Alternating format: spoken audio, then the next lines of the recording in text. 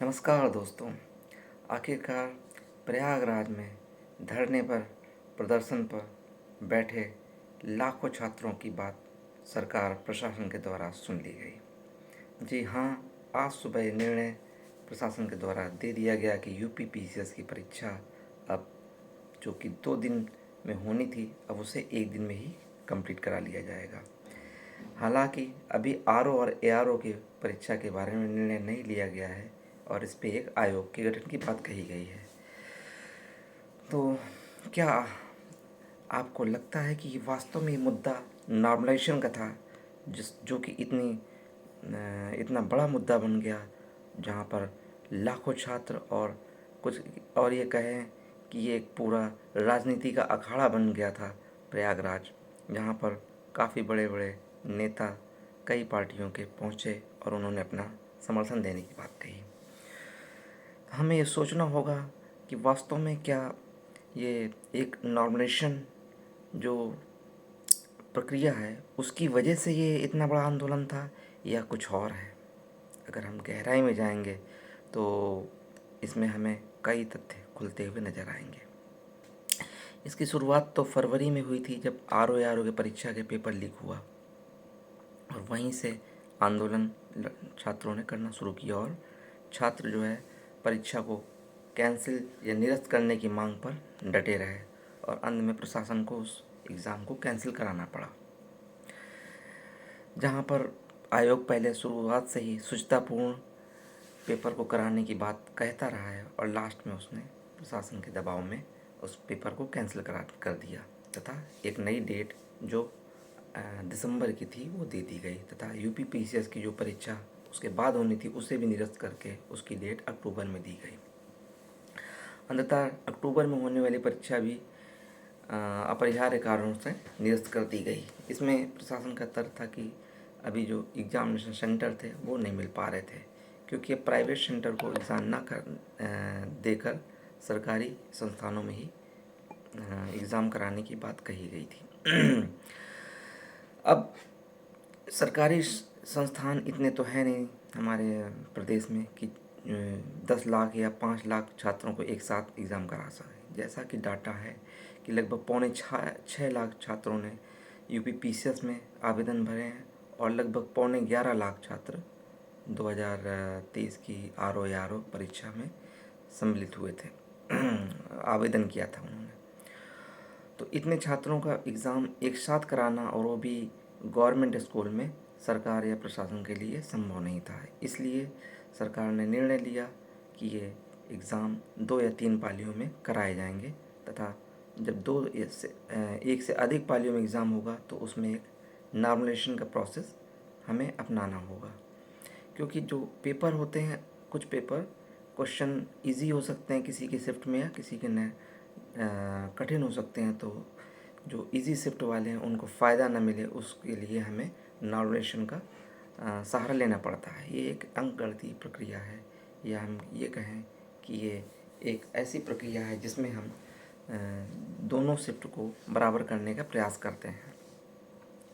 अब यहाँ पे तर्क ये था छात्रों का, किसके नंबर बढ़ेंगे किसके घटेंगे, इसमें कुछ एडजस्टमेंट्स हो सकता है। उसी को लेकर छात्रों ने धीरे धीरे आंदोलन करना शुरू किया और वो ये धीरे धीरे ये आंदोलन बढ़ता गया और लास्ट में 11 नवंबर से सारे छात्र, या कहें कि लाखों की संख्या में छात्र एकजुट हुए प्रयागराज में और इन्होंने आयोग के कार्यालय को घेरने की कोशिश की। अभी हम 2-3 दिनों से देख रहे हैं कि ये प्रयागराज एक राजनीति का बड़ा अखाड़ा बनता जा रहा था, जिसे कि जो मौजूदा सरकार है उसके लिए एक समस्या खड़ी होती जा रही थी, क्योंकि अभी कुंभ भी होना है वहाँ पर और इस तरह की जो उनकी राजनीति छवि है उसको धूमिल कर सकती थी। अतः प्रशासन का अच्छा निर्णय रहा कि उन्होंने जल्द ही इस पक्ष में निर्णय ले लिया कि एग्ज़ाम एटलीस्ट एक पारी में कराने की कोशिश करेंगे वो। अब दूसरी बात ये रही कि आरओ का मुद्दा उन्होंने अभी भी पेंडिंग में डाल दिया है, जिसके लिए आयोग गठन, क्योंकि उसमें छात्रों की संख्या कुछ ज़्यादा है। मान लीजिए इसमें 6.25 लाख तो लगभग 11 लाख लगभग 2 गुना हो जाते हैं। तो ये टेढ़ी खीर होगा एक शिफ्ट में, वो भी गवर्नमेंट स्कूल में कराना एग्ज़ाम को। मुद्दे की बात तो ये है कि क्या ये छात्रों का एक सिर्फ नॉमिनेशन के मुद्दे पे ही इतने छात्र वहाँ एकत्र हो चुके थे। अगर हम गहराई में जाएंगे तो ये नॉमिनेशन नहीं, बल्कि उन लाखों छात्रों की संवेदना थी, या उन लाखों छात्रों का फ्रस्ट्रेशन था जो उन्हें वहाँ तक खींच लाया।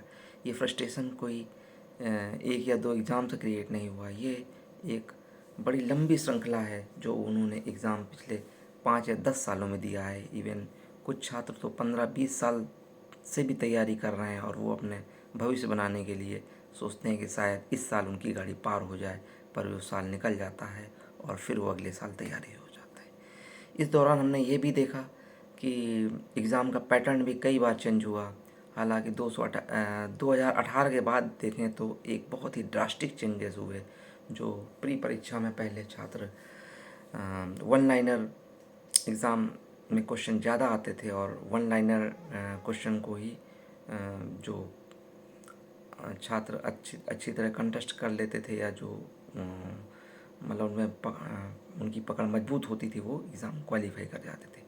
पर उसके बाद से धीरे धीरे एनालिटिकल क्वेश्चन का दौर आता गया और उन्होंने जो आयोग ने इतने ड्रास्टिकल चेंज किए धीरे धीरे, तो उसमें एनालिटिकल के क्वेश्चन की संख्या बढ़ती गई और फिर जो पुराने धर्रे पर जो छात्र चल रहे थे उनके लिए एग्ज़ाम क्वालिफाई करना, इवन वो मेंस क्वालिफाई करते थे, बट प्री उनके लिए एक बहुत ही बड़ी टेढ़ी खीर बनता जा रहा था।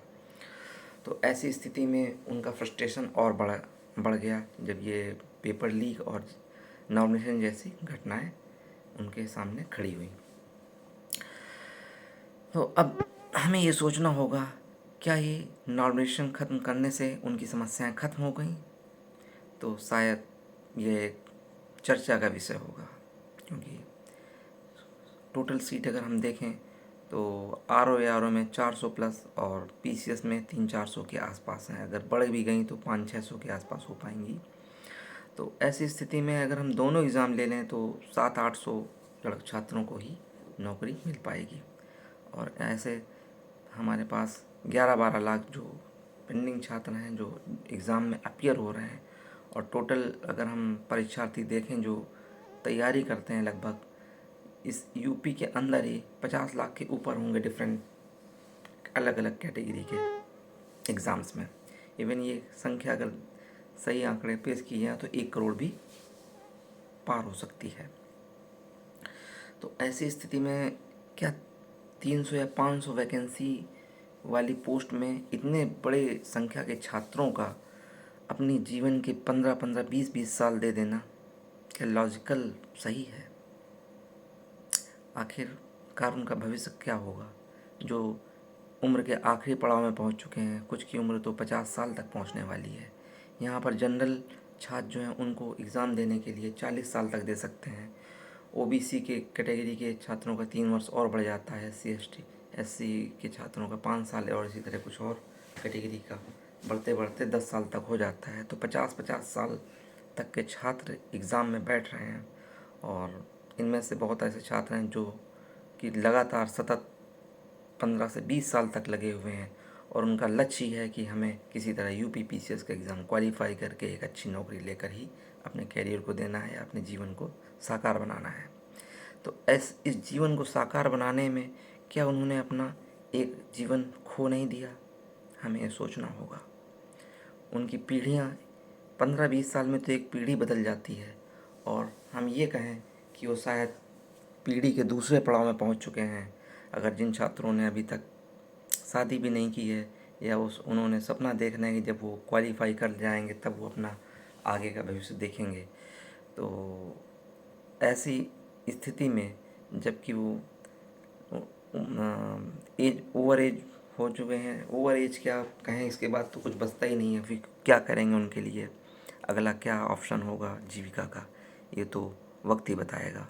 और हमें आपको मिलकर सोचना होगा, क्या ये सही है इतना इतना लंबा समय देना इस एग्ज़ाम में, और अपने पूरा जीवन को ही दांव पर लगा देना एक एग्ज़ाम के लिए? मुझे तो कहीं से भी कुछ सही नहीं दिख रहा है।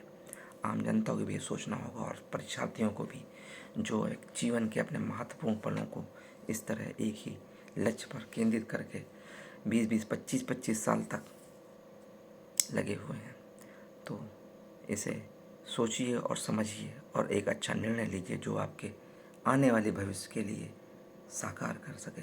जो जिन छात्रों के भविष्य जो अभी शुरुआत में है वो भी अपना सोचें कि उन्हें आगे अगर इस एग्ज़ाम में नहीं क्वालिफाई हो तो आगे क्या करना है और वो कितना समय तक इस एग्ज़ाम को दे सकते हैं या इंतज़ार कर सकते हैं, उन्हें सोचना होगा। धन्यवाद।